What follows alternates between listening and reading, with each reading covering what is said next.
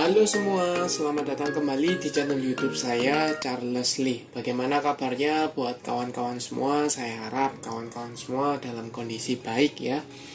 Kemudian portofolionya bisa growth dan tetap hasilkan cuan dari pasar modal Indonesia.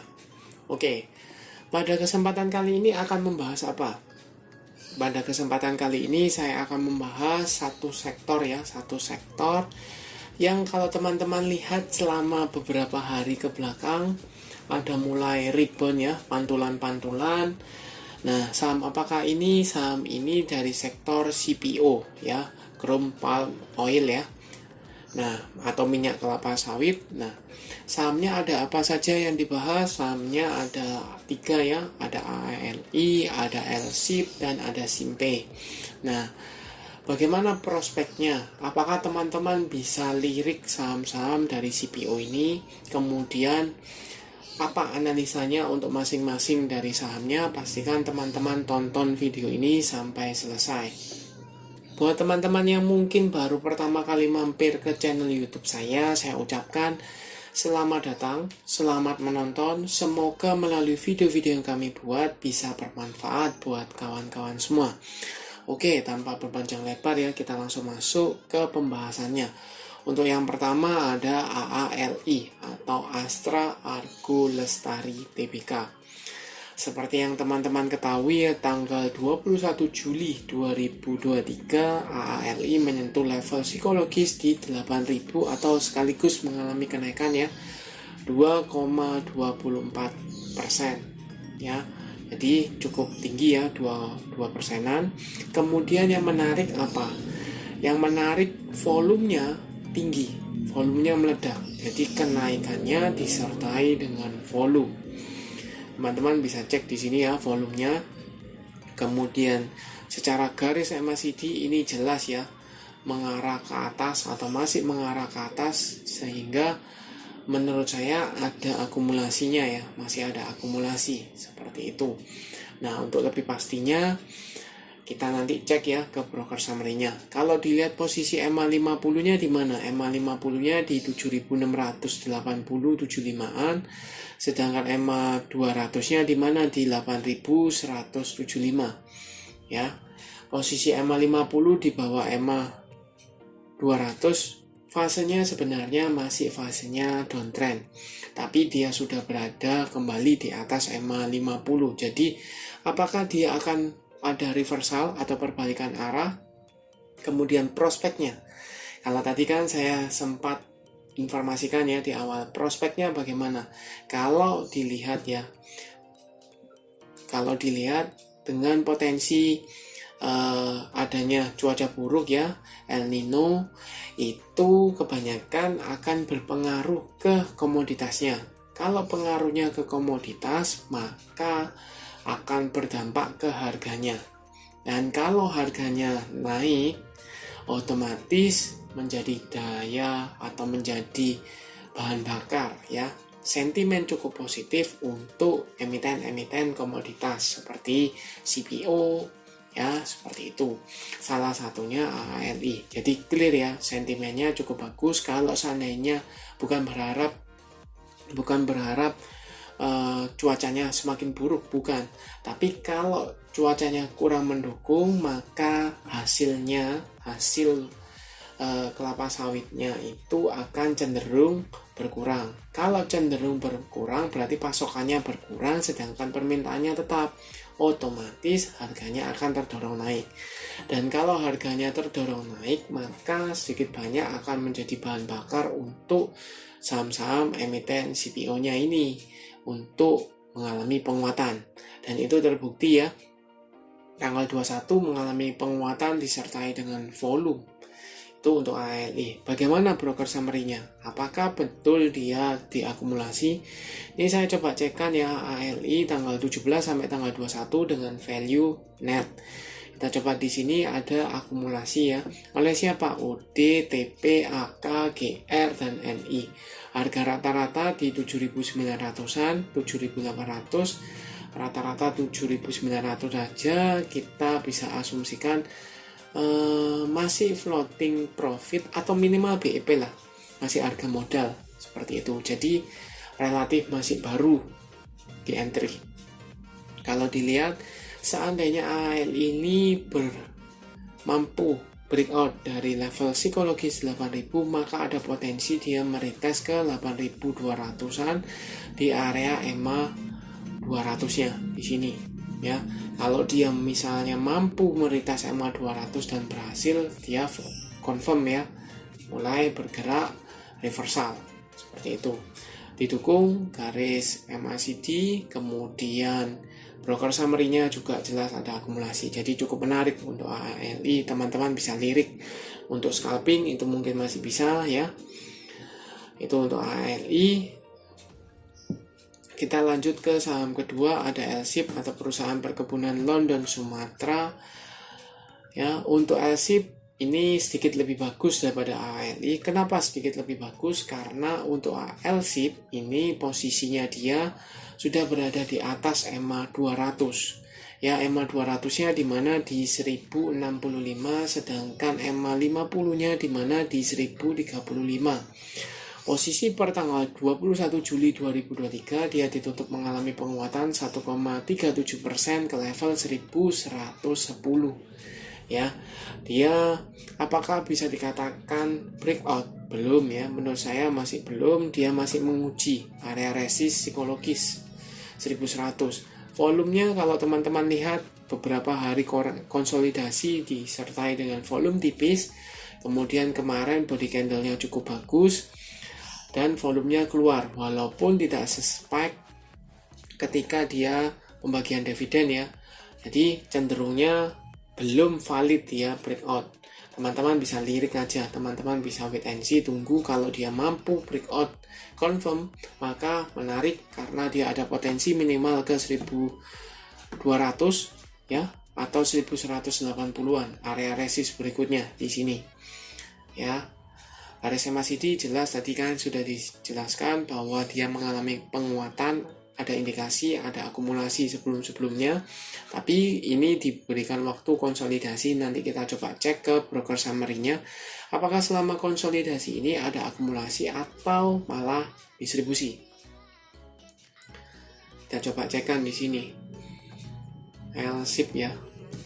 Untuk periodenya sama dengan value net, kita coba cek di sini ada akumulasi ya oleh DR, BK, ZP, IF dan MG. Yang jual CC, YP, YU, CP, dan AI. Harga rata-rata di area 1100-an ya, jadi cukup baru, sesuai ya di sini.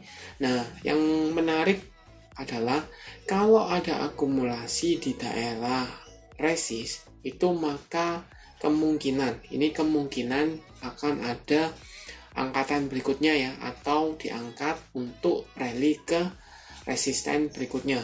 Kan tidak lucu kalau seandainya dia akumulasi di daerah resist kemudian dia gagal break turun kembali ya, seperti itu. Kecuali kalau seandainya memang disengaja oleh market makernya seperti itu, nampung di daerah atas kemudian mengusir retail ya, dibuat koreksi, kemudian teman-teman cut loss ya, retailnya cut loss, kemudian malah beberapa hari atau besoknya di up ya, diangkat kembali seperti itu.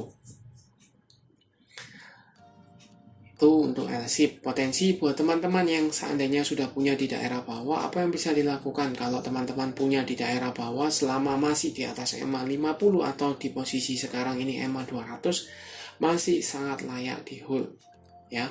Kalau teman-teman punya di under level EMA 200, masih sangat layak untuk di hold ya. Teman-teman yang belum punya, wait and see, tunggu apakah dia mampu breakout atau tidak breakout. Teman-teman bisa buy on breakout ya, seperti itu. Potensi ke 1180 sampai 1200 masih terbuka. Itu untuk LSIP. Kita lanjut ke saham terakhir yaitu Simpe, Salim Infomas Pratama. Ini juga CPO juga ya.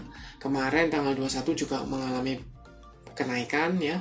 Volumenya mulai keluar. Kemudian kenaikannya berapa? 1,4% ke level 436. Kalau dilihat dia belum berhasil breakout dari level resisten 440 ya. Di sini sempat teruji 2 kali tapi belum mampu breakout. Kalau dilihat potensinya sama ya dengan L-SIP karena dia berada di atas EMA 200 maupun EMA 50. EMA 200-nya di 416, sedangkan EMA 50-nya di 410. Ya, cukup berdekatan. Ada indikasi kalau masih bertahan seperti ini, ada indikasi EMA 50-nya berpotongan dengan EMA 200 mengkonfirmasi bahwa dia mulai bergerak uptrend, ya, perbalikan arah seperti itu. Tapi masalahnya area resist level 440 ini mampu menahannya atau tidak, ya, seperti itu. Nah, buat teman-teman yang sudah punya di daerah bawah, apa yang dilakukan? Sama, jawaban saya adalah selama masih berada di atas EMA 200, hold saja, ya, masih aman. Atau misalnya takut nih gagal break di sini, buang separuh atau buang sebagian, is okay. Tunggu aja, kalau misalnya dia mampu breakout maka tambah muatan, kalau seandainya dia tidak mampu breakout, buang barang, seperti itu. Nah, akan berbeda buat teman-teman yang belum punya. Kalau belum punya, ini area resist cukup kuat di 440 ya, 2 kali diuji gagal. Nah, apakah teman-teman entry sekarang? Menurut saya lebih bijak kalau teman-teman tunggu. Mungkin kalau seandainya SIMPE ini masih mampu mengalami penguatan, dia akan menguji sekali lagi. Teman-teman bisa lihat, kalau breakout, teman-teman bisa buy on breakout. Tapi kalau seandainya dia gagal di ujian ketiganya atau ujian berikutnya, maka mungkin bisa tunggu aja di daerah berikutnya, support berikutnya yang 416, 420, area support sini, ya. Tunggu aja di sana, mungkin konsolidasi, nambah muatan, terus dibawa untuk breakout, ya. Sambil tunggu EMA 50-nya ini untuk berpotongan, ya, dia confirm, seperti itu. Untuk memastikan, kita coba cek ke broker summary-nya. Apakah SIMPE ini juga diakumulasi atau tidak? Ya, selama 1 minggu dengan value net. Ternyata kalau dilihat ya, ini selama 1 minggu ini ada buangan barang. Walaupun tidak masif, tapi ada buangan barang oleh siapa? SKI, DH, SRP, YU, dan AI. Yang nampung siapa? Ada KK, PD, MG, CC, YB. Harga rata-ratanya pun 430-an ya. Jadi masih kurang lebih harga di sini, range sini. Ya, range sini. Kalau teman-teman mau lebih detail ya, teman-teman bisa mantengi market atau bisa lihat di market, mau scalpingan atau mau coba entry untuk swing trade, mungkin bisa pertimbangkan di level ini 430 lah. Ya, kalau seandainya dia gagal break, out saja, tunggu aja di daerah lebih bawah di 416, 420. Tapi kalau seandainya mampu tertahan dan dijaga di area sini, teman-teman bisa spekulasi buy. Untuk target terdekat di 440 bahkan di 450-an. Ingat ya, target terdekat.